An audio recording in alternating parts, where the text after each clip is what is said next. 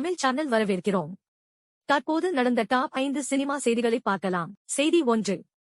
Rajinikanth sir பூரண நலத்துடன் வீடு திரும்ப வேண்டும். உடல்நலக் குறைவால் மருத்துவமனையில் அனுமதிக்கப்பட்டிருக்கும் சூப்பர் ஸ்டார் ரஜினிகாந்த் விரைவில் குணமாக்கி வீடு திரும்ப வேண்டும் என நடிகரும் தமிழக வெற்றிக் கழகம் கட்சி தலைவருமான விஜய் தெரிவித்துள்ளார்.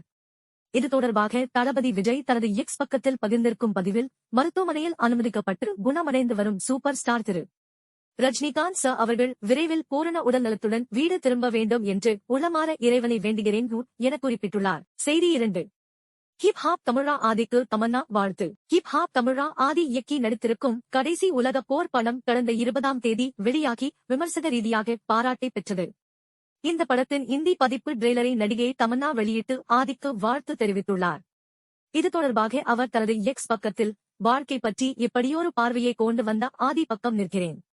மகாராஜா படத்தில் சிறப்பான நடிப்பை வெளிப்படுத்திய பிறகு போர் குறித்து தாக்கம் ஏற்படுத்தும் கருத்த சொல்ல வருகிறார் நடிகர் நட்டி நட்ராஜ்.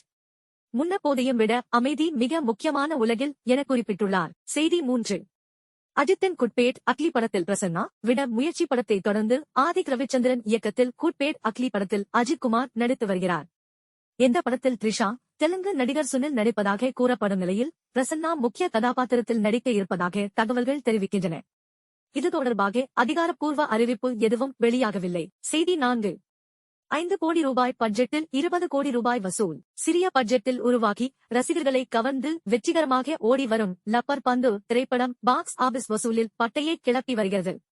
இந்த படம் 5 கோடி ரூபாய் பட்ஜெட்டில் உருவாகியிருப்பதாக கூறப்படும் நிலையில் தற்போது வரை 20 கோடி ரூபாய் வசூலித்திருப்பதாக கூறப்படுகிறது. செய்தி 5. மஞ்சள் வீரன் படத்திலிருந்து டிடிஎஃப் வாசன் நீக்கம். டிடிஎஃப் வாசன் மஞ்சள் வீரன் திரைப்படத்தில் இருந்து நீக்கப்பட்டுள்ளார் என் மஞ்சள் வீரன் படத்தின் இயக்குனர் செல்வம் அறிவித்துள்ளார். வாசனுடன் இணைந்து பணியாற்ற எண்ணினேன்.